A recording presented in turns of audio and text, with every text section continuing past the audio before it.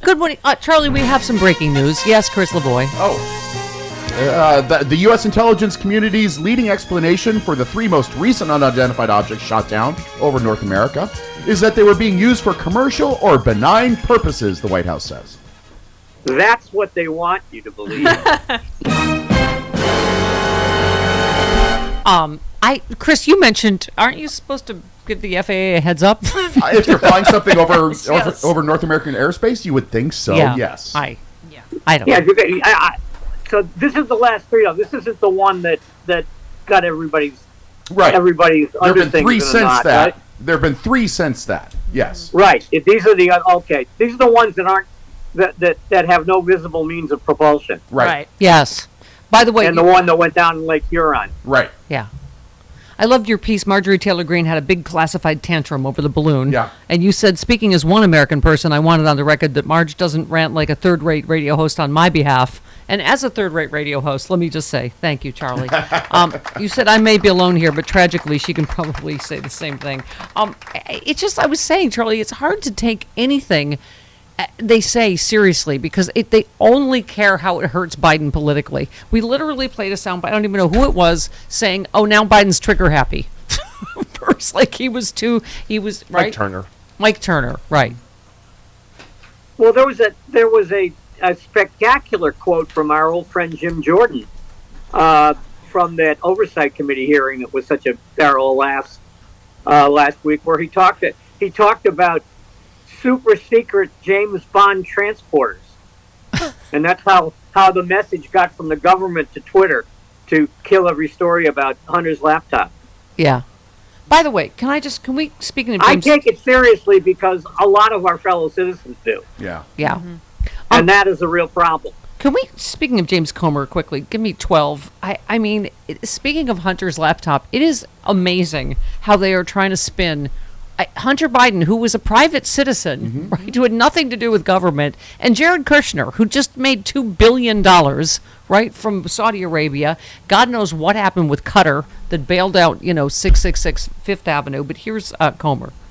The Democrats complained about the Trump administration, but obviously we're complaining about the Biden administration. The difference between Jared Kushner and Hunter Biden is that Jared Kushner actually sat down and was interviewed. He was interviewed by investigators, so he's already been investigated. Thus far, Hunter Biden's attorneys, the president's attorneys, the president's White House, they're doing everything they can to block our investigation. Hopefully the Biden family will be as cooperative as Jared Kushner with our investigation as they were with the January 6th investigation and all the other investigations of the Trump administration. Oh my God, Charlie! See, this is what happens when you elect Mr. Haney. Yeah, it's true. Yeah, seriously. I mean, our Hooterville. Right. What is he talking about? Yeah, Jared Kushner's been investigated for none of that. I mean, it's and he's saying because he sat down with the January 6th commission, he's been fully investigated. Right. And by the way, Charlie, why hasn't he been investigated for all that? For the obvious corruption in the Ivanka's trademarks and on and on and on. And what did they make while they were in office? $600 and something million. 640. And they were part of the government. Right.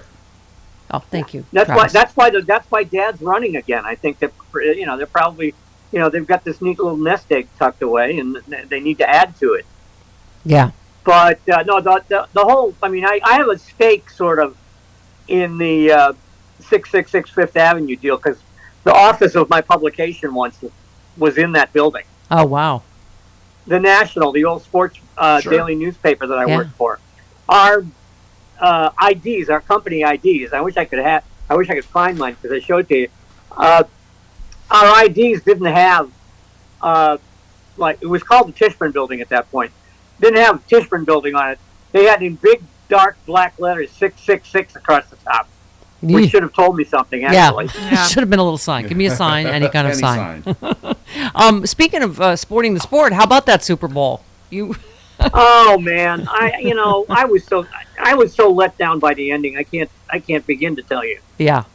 I don't pretend, by the way, that to understand the halftime show, but it wasn't aimed at me, so I don't care. But to complain about lift every voice and sing. Right. Yeah. I mean, which is, our real national anthem is an old English drinking song. Yes. Lift Every Voice and Sing is a hymn. Yes, it is. Yeah. So all you Christians that are objecting to it, shut up. And Cheryl Lee Ralph is a national treasure. Yes, she is. Yes. That's true. I don't know why I didn't know she could sing. Why? She was in she turned to- Dreamgirls. She was in Dreamgirls. She turned a him into a her. You see what I'm saying?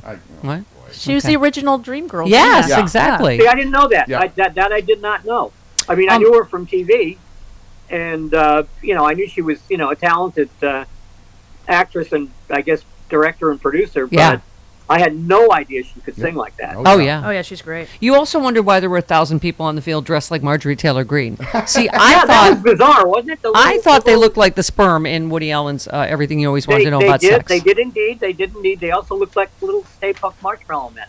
Oh, that's true too. Yeah. I mean, they look Okay. like the marshmallows you put in cocoa. And I love Instead of the big ones you picture. roast over the fire. You tweeted the picture of Elon Musk at the Super Bowl sitting next to Rupert Murdoch, and you just said, "Ladies and gentlemen, we've just seen the luxury suite from hell." Did they have luxury suites in hell? It's interesting who old Elon's hanging out with these days. Yeah. And Rupert was remarkably lifelike. Yeah. Yes, he was. He did look lifelike. I mean, the fresh virgin baby blood that they've been infusing him with is really working.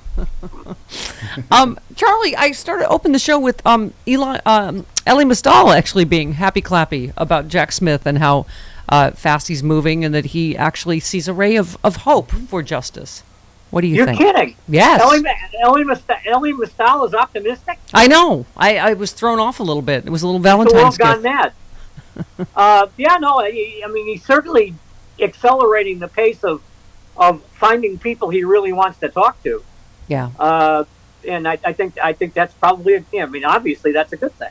We, our legal expert, Jody Hamilton, Law and Order, it thinks that, because of course Pence is going to try to fight the subpoena, but not on executive privilege, which he already blew up in his book, but on separation of powers. But Jody says because that's not going to work either. He was operating in his legislative function. Right. I mean, basically he was doing the only job required of the vice president. Yeah. Which is to preside over the Senate. Everything else is, gravy. Everything else is, dead dictator funerals. Yeah. Do you feel like we've reached a peak of Trump lawyers with the guy saying the folder is one of the things covering the light on Trump's phone? Yeah, Jody and I know this guy. He flunked out of Law and Order Law School. Did he? Yeah. Did he? Yeah. Do we have 19? Yeah, here he is. What's his name? Palatucci. Take a listen. From the beginning, he has tried to cooperate. In fact, he had a meeting with the members of DOJ where he said, if there's anything else you need, let us know.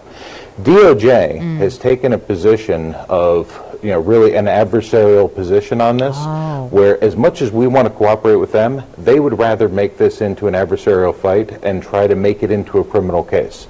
Had they handled it appropriately from the beginning, agreed to work with us, work towards making sure that we just get the documents and everything is, put back into its place, this all would have been avoided. A lot of what you have here is an appearance of noncompliance, which is created by DOJ in the manner in which they have handled it. Oh, the DOJ is the one, Charlie, that has created an appearance of noncompliance. Yes, he's dancing as fast as he can. Yeah. I was very, very impressed by that. I kept waiting for him to start singing Moses. So that's how you spin Trump not cooperating for a year and outright lying. Yeah, look, somebody else is not cooperating. What are you talking about? Yeah. It's not us. Yeah. I mean, it feels to me like by the way, I'm telling you, sooner or later he's going to hire one of those guys that advertises they can get you money from your insurance company on billboards all over Florida. Sweet Baby James. That's we have the billboard out here. Sweet James. Sweet James. Yeah. Sweet James. Right. Oh, I'm thinking of James Taylor. You are. Okay. Here he is again. Palatucci. And it's just this folder. It says classified evening brief, Does it? evening summary on it. But it's It not. is not a classification Oh, marking. it just says that. It's not anything that is controlled in any way. There's nothing illegal about it. There's nothing in it. And when DOJ found out about it, they went crazy. And they said they actually gave me a subpoena to say, give us over this empty folder that means nothing. It's hard because, by the way, Helena Baba. Oh, bless you. Bless you. Thank you. It's hard because he's had a lot of bad lawyers. This guy. I mean, what was Trump's thing today? It's a very inexpensive folder. So I guess it's not treason if it's a cheat. Well, is this the folder that they put over the light? In Yes. the telephone? That's code? exactly So it. That's the one. Yes.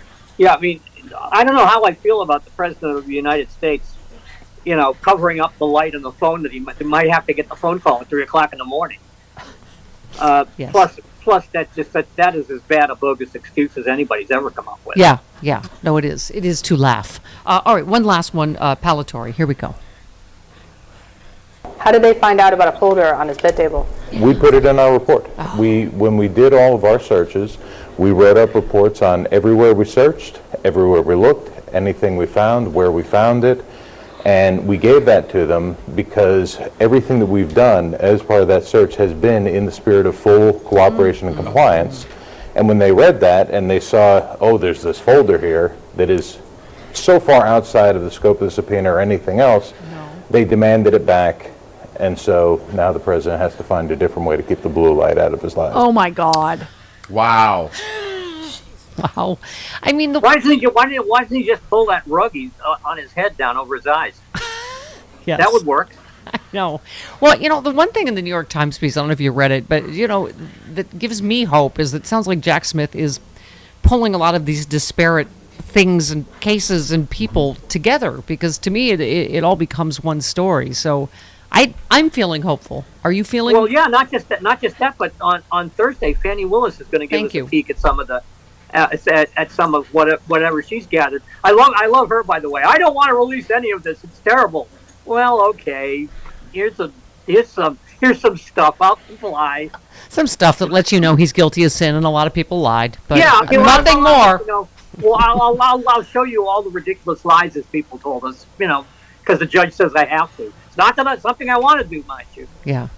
I'm hoping, and Jody, this is for you too. Law and Order, pay attention. Ipso facto, you, stare decisis. Yo, word. He's ipso facto. Yo, ipso post facto. Right.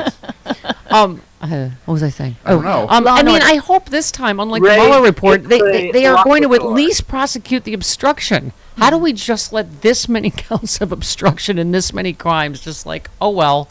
Well, I mean, I was going to say you're going to have to differentiate what justice he's obstructing, because there are so many. Yes, they are impatient for justice, Bonnie and Clyde, ironically, as criminals themselves. Okay. Crime dogs. Yes, they are crime dogs. Crime dogs.